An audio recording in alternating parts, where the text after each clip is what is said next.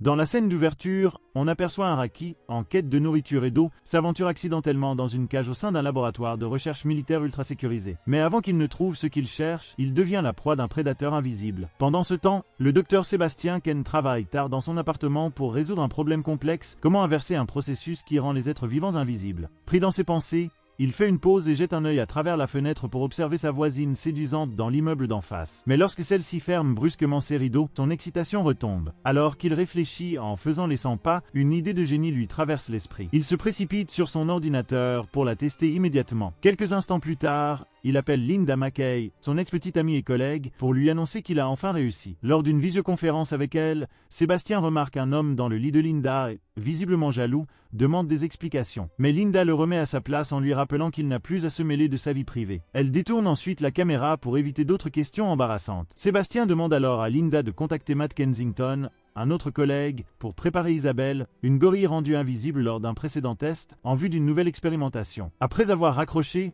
Linda réveille Matt et lui annonce la nouvelle. Sébastien a enfin trouvé une formule pour inverser le processus. Elle lui suggère cependant qu'ils se rendent au laboratoire dans des voitures séparées afin de cacher leur relation à Sébastien. Quand Matt propose de lui dire la vérité, Linda promet qu'elle le fera en temps voulu. Une fois arrivé au laboratoire, Matt se rend directement à la cage d'Isabelle pour lui administrer un sédatif. Mais la gorille réussit à s'échapper avant qu'il n'ait le temps de l'endormir. En la poursuivant dans les couloirs, Matt croise Sébastien, qui parie $10 qu'il attrapera Isabelle avant lui. Armé d'un pistolet tranquillisant, Sébastien réussit finalement à immobiliser l'animal d'un seul tir. Sarah, une autre membre de l'équipe, vérifie les constantes vitales d'Isabelle, puis la prépare à l'injection en appliquant un colorant sur ses membres pour mieux observer les effets de la procédure. Alors que Matt s'apprête à administrer le sérum, Sébastien insiste pour le faire lui-même, affirmant qu'il mérite tout le crédit pour cette avancée révolutionnaire. Après l'injection, le sérum parcourt les veines de la gorille et atteint rapidement son cœur. Peu à peu, les organes internes d'Isabelle commencent à redevenir visibles sous le regard fasciné de l'équipe. Mais la situation tourne mal lorsque le rythme cardiaque de l'animal s'emballe et qu'elle se met à convulser violemment. Isabelle finit par faire un arrêt cardiaque. Linda tente désespérément de la réanimer avec un défibrillateur,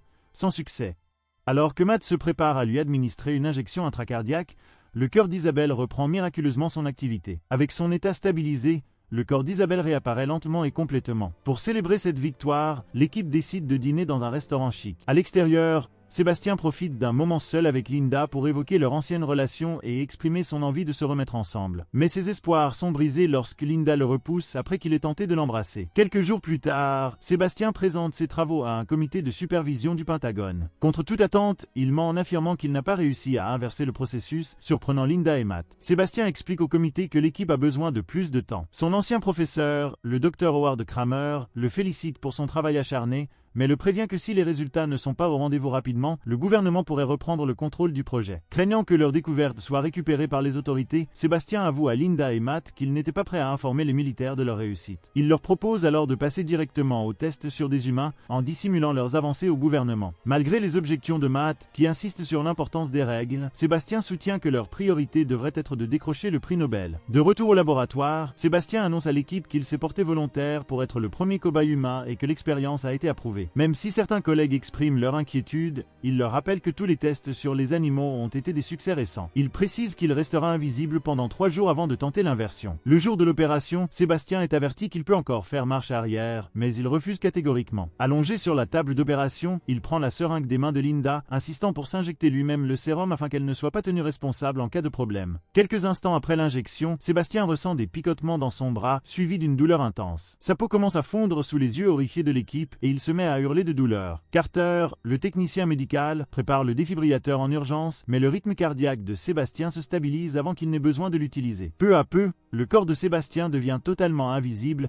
et il sombre dans l'inconscience. Après 17 heures, Sébastien se réveille enfin. Il demande immédiatement à Linda d'éteindre les lumières car ses yeux, devenus translucides, sont hypersensibles à la lumière. En observant son reflet dans un miroir, il réalise qu'il est bel et bien devenu invisible, marquant un tournant crucial dans leur expérimentation. Ensuite, pour prouver à son équipe qu'il peut rester complètement invisible, Sébastien accompagne Matt et Linda jusqu'au laboratoire. Plus tard, Linda informe Sébastien qu'un membre de l'équipe restera toujours avec lui en cas de besoin. Les membres restants doivent rester vigilants pour pouvoir intervenir rapidement. Avant de partir, Linda précise à Sarah qu'elle reviendra vers 8 heures et que Carter passera à 6. Peu de temps après, Sébastien s'approche de Sarah alors qu'elle dort. Il touche ses cheveux pour vérifier si elle est éveillée. Rapidement, il commence à déboutonner son haut et à la toucher sans son consentement. Lorsque Sarah se réveille, elle demande s'il est présent dans la pièce et remarque que son chemisier est ouvert. Elle regarde l'écran de surveillance et remarque que Sébastien n'est pas dans son lit, mais il y retourne immédiatement après qu'elle se retourne. Le lendemain matin, Sarah confie à Linda et Matt ses soupçons. Elle pense que Sébastien était dans sa chambre pendant qu'elle dormait. Cependant, comme elle n'est pas sûre de ce qui s'est passé, elle leur conseille de ne pas l'affronter pour l'instant. Lorsque Matt interroge Sébastien à ce sujet, ce dernier répond qu'il est simplement sorti pour prendre un café. 3 jours après l'opération, l'équipe prépare Sébastien pour tenter de renverser le processus. Lorsque Matt lui injecte le sérum, Sébastien commence à respirer difficilement, signalant un problème. Alors qu'il se débat et tente de se libérer des sangles, Matt et Carter essaient de le maîtriser. Malgré cela, Sébastien parvient à se lever, frappant Matt au visage et projetant Carter à travers la pièce. Pendant un bref instant, son corps devient visible avant qu'il ne s'effondre, inconscient. Une fois de retour sur la table, son pouls disparaît, mais Matt réussit à le ranimer avec un massage cardiaque. Peu à peu, le corps de Sébastien redevient invisible. Des heures plus tard, lorsqu'il se réveille, Linda lui explique qu'il a failli mourir. Il fabrique alors un masque en latex pour rendre Sébastien visible lorsqu'il se déplace dans le laboratoire. Pendant les jours suivants, Matt travaille intensément pour trouver un moyen de renverser l'invisibilité sans le tuer. Mais Sébastien, après 10 jours d'examen et de confinement dans le laboratoire, devient de plus en plus frustré. Une nuit, alors que Carter est le seul de garde, Sébastien décide de sortir. Carter informe l'équipe de sa sortie,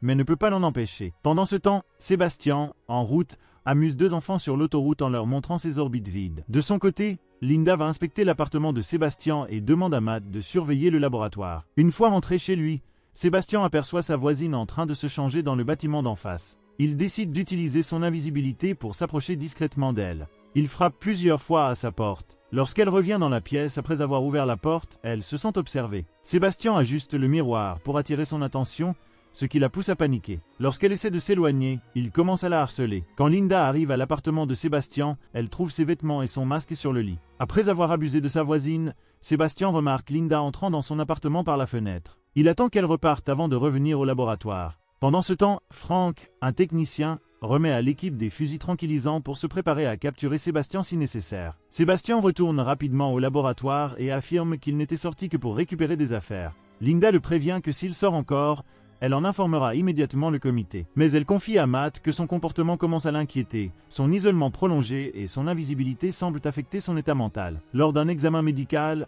Sébastien avoue à Carter qu'il a pris plaisir à jouer avec une femme à l'extérieur. Mais lorsque l'équipe tente une simulation pour inverser le processus, elle échoue. Frustré, Sébastien dit à Linda qu'il se sent comme un prisonnier dans le laboratoire. Linda lui répond qu'il n'est pas un prisonnier, mais Sébastien rétorque qu'il est confiné ici alors qu'elle peut sortir librement et voir son compagnon. Plus tard, Sébastien pirate le système de surveillance en installant un dispositif qui diffuse une boucle vidéo de lui dormant dans son lit. Il profite de cette diversion pour se rendre chez Linda, où il découvre qu'elle est en couple avec Matt. Furieux, il casse une vitre près du lit pour les interrompre, mais Linda appelle le laboratoire pour vérifier s'il est bien dans sa chambre. Frank lui confirme que Sébastien est au lit, grâce à la vidéo truquée. Sébastien, jaloux et en colère, retourne au laboratoire. En errant dans le laboratoire, il est agacé par les aboiements du chien invisible. Pris d'un accès de rage, il attrape l'animal et le frappe violemment contre les parois de sa cage jusqu'à ce qu'il meure. Lorsque Sarah le questionne, il prétend qu'il dormait lorsque le chien est mort. L'équipe examine les images de surveillance et conclut que Sébastien n'a jamais quitté sa chambre sans se douter de la supercherie. Linda travaille depuis chez elle lorsqu'elle entend des bruits étranges autour d'elle. Elle se précipite au laboratoire pour vérifier la situation de Sébastien. Bien qu'il semble être dans sa chambre, elle découvre qu'il a utilisé une vidéo en boucle.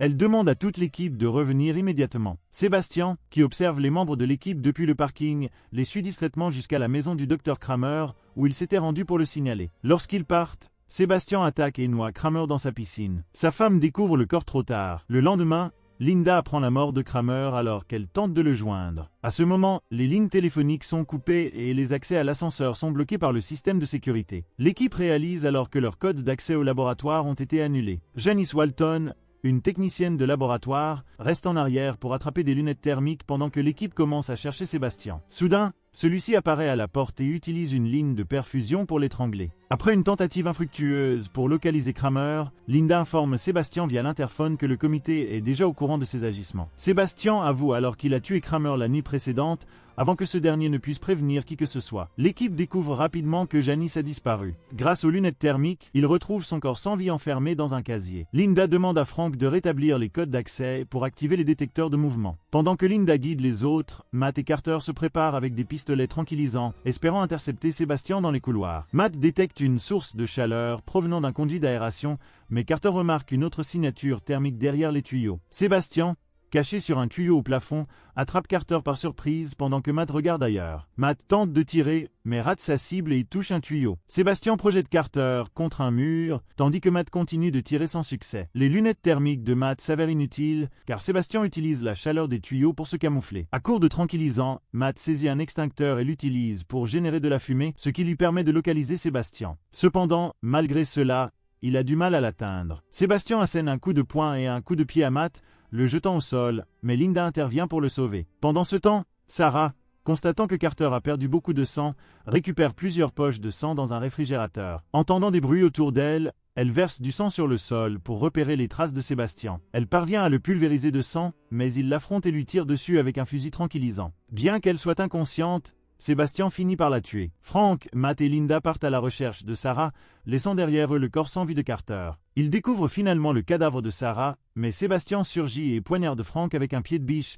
avant de verrouiller Matt et Linda dans le réfrigérateur après avoir poignardé Frank dans le bas du torse avec une tige métallique. Sébastien retourne ensuite dans sa chambre, enfile son masque et commence à préparer son départ du laboratoire. Dans le réfrigérateur, Linda utilise du ruban adhésif pour bander la blessure de Matt et un aimant provenant d'un tiroir métallique pour crocheter la serrure. Elle réussit à sortir Matt, puis l'installe près d'un feu qu'elle allume pour le réchauffer. Pendant ce temps, Sébastien assemble des produits chimiques pour fabriquer une bombe qu'il place dans une centrifugeuse avec un minuteur réglé sur 5 minutes afin de détruire le laboratoire et effacer ses traces. Alors qu'il se dirige vers l'ascenseur, Linda l'arrête et utilise un lance-flamme pour le mettre en feu.